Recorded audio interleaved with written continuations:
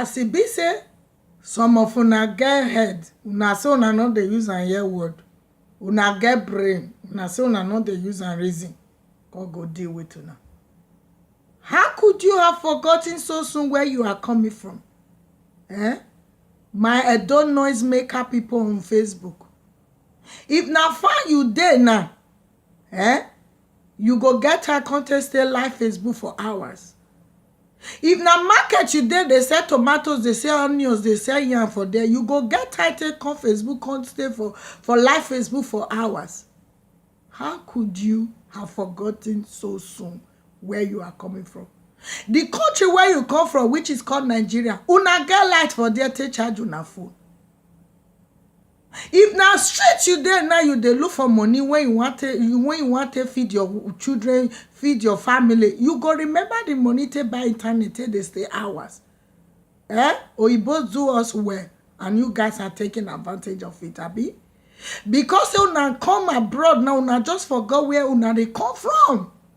Una say una not remember again. Well, the state of your own country where you are coming from. And you stay hours on live Facebook disgracing yourselves? My Nigeria Edo people, the noise maker, not everyone. Una say una get brain, una not fit use am. Una get head, una not dey use am hear word. Una not dey shame.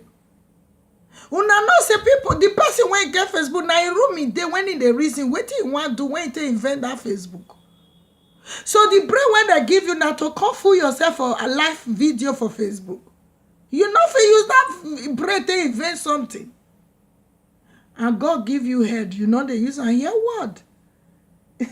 The last day God will ask you, and look at una life. Una they fight una self. Una they fight una self. Forgetting the Bible said in the book of Mark 3 verse 25 that any place, any city that refuse to work together as one, they shall not stand. How now want to stand? Edo go fight Edo, Igbo go fight Igbo, Yoruba go fight Yoruba, Calabar go fight Calabar. How now want me not to stand? And at the end, now put the blame for government. Government, I not say government, no, not there, the day. But as una no like una self, so now they disgrace una self for abroad. Hell, I pity you. Since you say you no want here, I pity you now. The reason why they do this video now because of the comments when they read. And anywhere I go, if I introduce myself as an Edo, I see the embarrassment on it. If not, what it concern me? If una say na fool, na one fool na self, I go clap for loan. But I refused to entertain nonsense, all because of nuisance on Facebook. And anybody when classify all Edo people as the same, God will answer you with thunder. Because all Edo people, they are not the same. As it be said, the nuisance one said they refuse to use their brain function very well. They said they refuse to hear word. Now God go ask them. The time is coming. Your own children, grandchildren will ask you, Mommy, Grandma, what is your legacy that you have left for us? Is this the kind of legacy Bible asks you to leave for your children? Oyibo, they do their own, that they leave good legacy for their children. Una, they mumu on herself on Facebook. They fool on herself on a daily basis. Old mama go come. Young mama go come. Children go come. They will do their own. Una no fit get brain, mona use them very well. They curse una. And even if they curse una, no fit return the curse. Or you go they think of how to invent plane, invent helicopter, invent jet. You go think of how you take wake up, do part 1, part 2, part 3 on live Facebook. For real? Seriously?